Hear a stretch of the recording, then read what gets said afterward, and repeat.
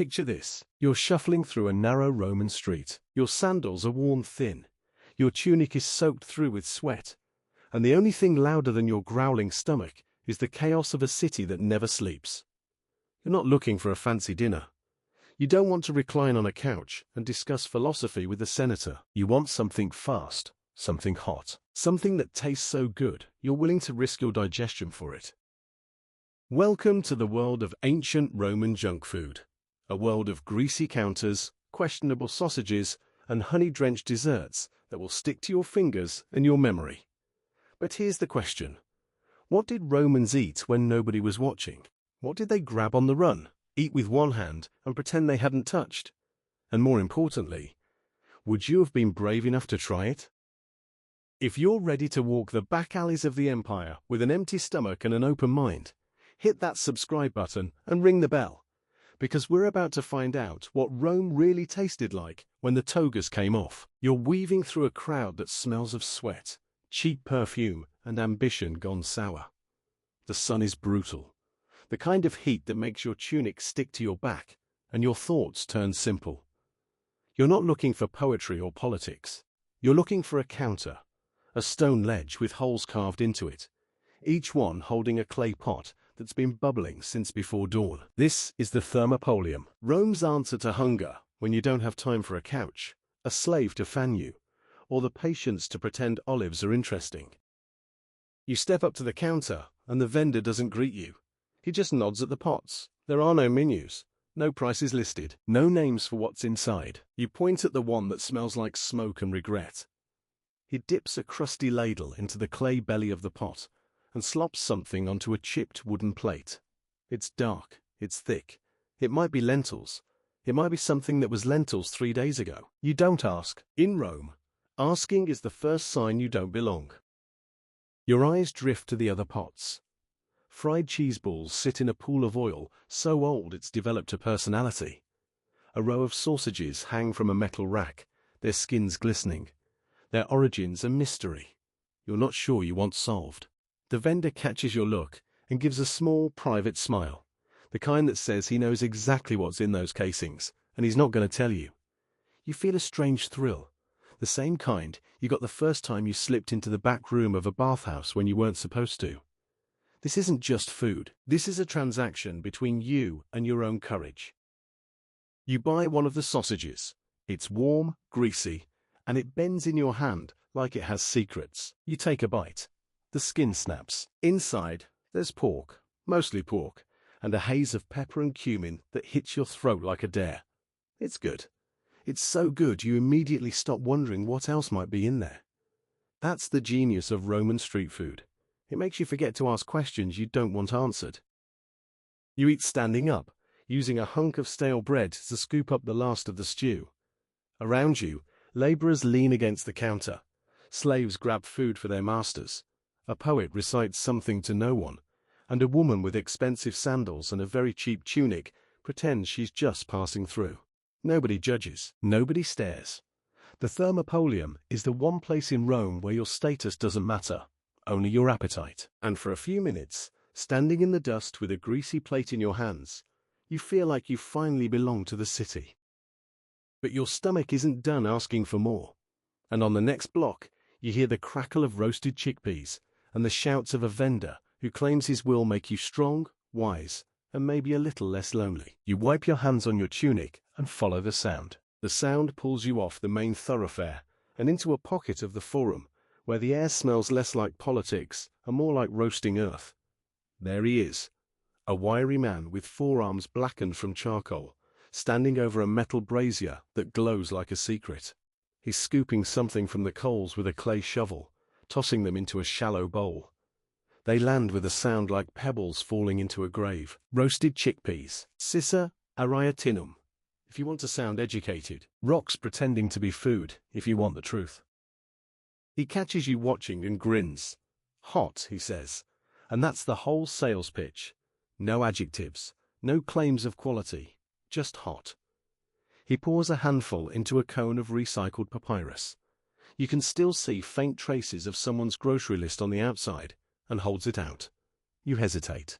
He tilts his head, that same small smile from the thermopolium, The one that says, I know what you're afraid of, and I'm not going to rescue you from it. So you take the cone. The first chickpea is an act of faith. You put it in your mouth, and your teeth meet resistance. It's not crunchy in the way modern food is crunchy. It's the crunch of something that has been roasted over coals until it achieved a consistency somewhere between crisp and mineral. It fights back. But then the salt hits and the warmth and something else. A faint smokiness that lingers on your tongue like a half-remembered dream. You bite down again, harder, and the inside yields. It's mealy, it's plain, it's somehow perfect. He watches you chew, arms crossed, enjoying himself. You realize he's not just selling chickpeas. He's selling the look on your face when you figure out whether you like them. And you do like them. You like them more than you expected. There's a low intimacy to it. Your fingers brushing his as you pay. The way his voice drops when he tells you to save the last few for later. The way he winks when he says they're good for certain things. You don't ask what things. The rumor is chickpeas sharpen the mind and stir the blood. In a city where everyone is looking for an edge in business, politics, or the bedroom, that rumor moves product better than any flavor could. You walk away with the cone clutched in your hand, popping chickpeas one by one as you navigate the crowd. They're not elegant. They're not the kind of snack you'd serve to someone you're trying to impress. But they're yours. They're cheap. They last. And every time you reach in for another, you're reminded that Rome is a city built on things that endure: stone, empire, and roasted chickpeas that can survive a march, a war, or a long afternoon of pretending to listen to a philosopher. You're down to the last few when a new scent cuts through the dust. Sweet, golden. A vendor across the square is pulling something from a vat of bubbling oil, and you watch as he drenches it in honey until it glistens like a prize. The chickpea vendor called to your stomach. This one is calling to something deeper. You crumple the empty cone, toss it in the gutter, and let your feet carry you toward the smell of melted cheese and honeyed ruin. You approach the vendor before you can convince yourself otherwise. He's standing behind a cart that's seen better decades, the wood blackened around the edges, the iron brazier beneath glowing like a small sun. Floating in the oil are golden spheres, turning lazily, their surfaces blistering into crisp shells. He pulls one out with a long iron skewer, lets it drip for a moment, then plunges it into a clay bowl of honey so dark it's almost amber. When he lifts it again, the honey clings, thick and slow, catching the afternoon light like something indecent. He doesn't announce what it is. He just holds it out, and the look in his eye says you already know you're going to say yes. You take it. It's heavier than you expected, and hotter. The heat travels through the fried shell into your palm, and for a second you almost drop it. But the honey holds. It glues your fingers together, sticks to your skin, makes the whole thing a commitment you can't back away from. You bring it to your mouth, and the first bite is an accident waiting to happen. The shell shatters. Inside, the cheese is molten, a white-hot flood that threatens to run down your chin before you catch it with your tongue. It's salty, it's rich, and then the honey catches up, sweet and floral, wrapping around the salt like a secret passed between two people who shouldn't be talking. You're suddenly aware of how you must look. Honey dripping down your wrist, cheese pulling into strings between your teeth, a sound escaping your throat that's somewhere between satisfaction and surrender. The vendor watches, arms folded, that same smile from the thermopolium and the chickpea stall. He's not surprised. He's seen this before. He knew what would happen the moment you walked up. Globuli, they're called. Little balls. A name that does nothing to prepare you for what they do. The Romans didn't invent frying cheese, but they perfected the art of making it feel dangerous. These things show up in the cookbooks of Apicius, the emperor of Roman kitchens, served at feasts where the goal wasn't just to eat, but to be seen eating. Yet here they are on a street cart, offered to anyone with a few coins and a willingness to look foolish in public. That's the Roman way. What the rich do in private, the poor do in the streets, and everyone pretends the difference doesn't exist. You take another bite, slower this time. The cheese stretches, elastic, reluctant to let go. The honey has started to set on your skin, tacky and warm. You realize you've stopped watching the crowd, and they've started watching you. A woman passing by laughs, not cruelly, but with recognition. She's been here. She knows the feeling. For a moment, there's a kind of kinship between you. Two strangers bonded by the memory of hot cheese and sticky fingers. The globulus is gone too fast. You're left with honey on your hands, a faint burn on your tongue, and the immediate desire for another. But the vendor has already turned away, wiping down his counter, pretending he doesn't see you hovering. That's the other trick of Roman street food. It gives you just enough to want more, then sends you on your way, hungry in a different way than before. You step back into the crowd, licking honey from your knuckles, wondering if there's a fountain nearby where you can rinse your hands. But before you can find one, a new scent reaches you. Something salty, something sharp, something that cuts through the sweetness like a whisper you weren't supposed to hear. It's coming from a stall at the end of the row, where a man is pouring a dark liquid from a clay jug onto sizzling meat. You tell yourself, you'll just look. You tell yourself you're done eating, but your feet are already moving. You tell yourself you're just curious. You've already eaten more than you planned, and your hands are still tacky with honey. And somewhere in the back of your mind, you know you should find a fountain and wash up before someone mistakes you for a festival drunk. But the smell pulls you forward, not the clean scent of roasting meat or fresh bread, but something darker. Brine and smoke, and the deep, ancient funk of the sea left too long in the sun. It's the kind of smell that makes your stomach tighten before it growls. The stall is narrow, wedged between a sandal maker and a fortune teller who keeps eyeing you like she already knows what you're about to do. Behind a low stone counter, a man with thick arms and a face like cracked pottery is drizzling a dark, glossy liquid over fried fish bits.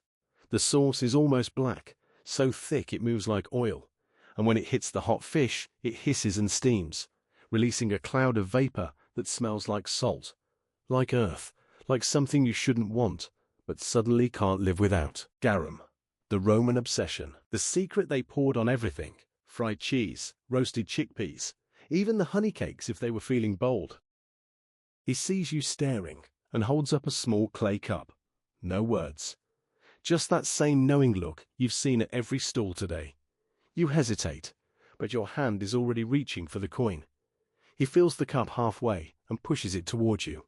You lift it to your nose, and the scent hits first. Brine, fermented fish, a tang that prickles the back of your throat. It's not clean.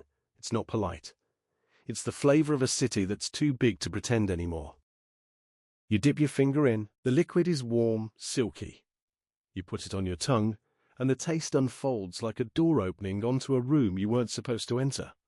Salt, obviously. Then something deeper. A richness that coats your mouth.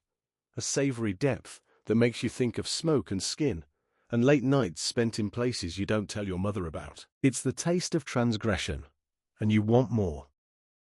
Garum was Rome's currency of appetite.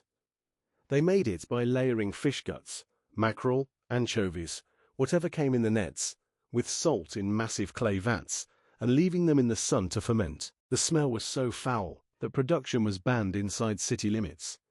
Banned like the kind of behavior that happened behind closed doors when the wine ran late.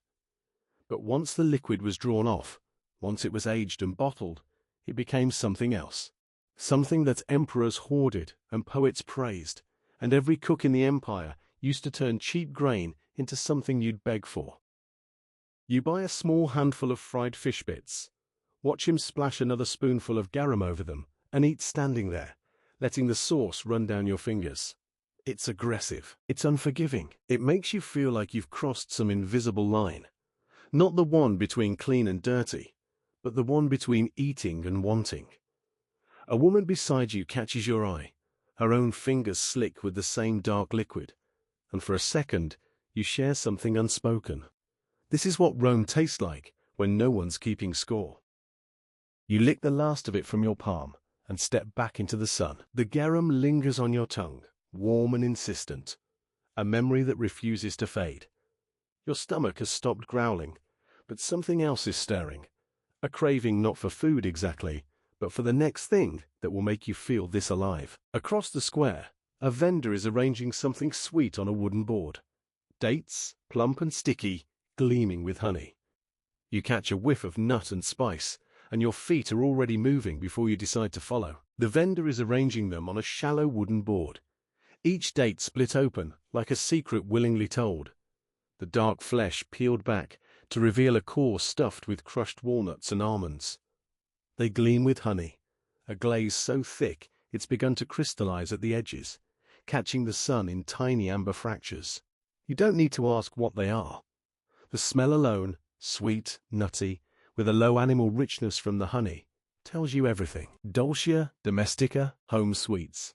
The name is modest, almost apologetic, but there's nothing modest about the way they look sitting there, plump and glistening, like something you'd find on a rich man's table when the lamps are low and the guests have stopped pretending to be proper. The vendor is an older woman, her hands stained dark from handling fruit, her eyes sharp and appraising. She watches you look, waits for you to reach, and when you do, she doesn't smile. She just nods once, slow, as if she's seen 1,000 people make the same mistake, thinking one will be enough. You take a date between your fingers. It's heavier than it looks, dense with fruit and nut and honey, and when you bite into it, the date gives way with a soft, yielding resistance, the flesh sticky against your teeth. Then the nuts crunch, and the honey floods in, and suddenly you're holding something in your mouth that feels less like food and more like a transaction between hunger and desire. The Romans knew what they were doing with these. Dates were cheap, abundant, the kind of fruit anyone could afford, but stuff them with nuts, drown them in honey, and suddenly there's something else. Something that travels easily in a soldier's pouch. Something a lover passes to a lover in the shadow of a colonnade. Something you offer to a house god when you're asking for favors you don't want to speak out loud. There's a reason they called them home sweets. They're the taste of a place you want to return to, again and again, even when you know you shouldn't. You take another bite, and the woman finally smiles. It's not warm. It's the smile of someone who knows exactly what you're feeling and is satisfied to watch you discover it. The date sticks to your molars, the honey coats your tongue, the nuts leave a faint grit that you work against your teeth long after the bite is gone. You eat the rest of it in silence, standing at her stall, aware that you've stopped noticing the crowd, the noise, the heat. There's just this, the slow, deliberate pleasure of something sweet held close. When you finish, you reach for another, and she stops you with a hand on your wrist. Not harsh, just there, a pressure that says enough. You meet her eyes, and for a moment you feel caught, not doing anything wrong exactly, but wanting something more than you meant to want. She releases you, wraps 2 dates in a fig leaf, and pushes them into your palm. For later, she says. Her voice is low, almost private, when you're alone. You take the bundle and slip it into the fold of your tunic, close to your chest.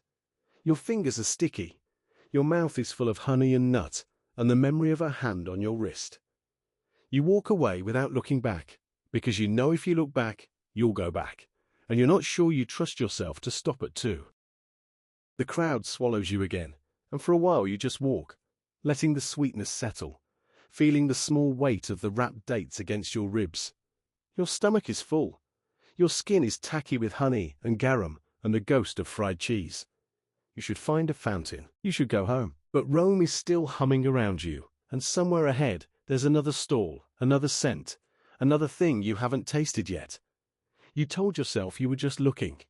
But looking, in this city, has always been the first step toward wanting more than you came for.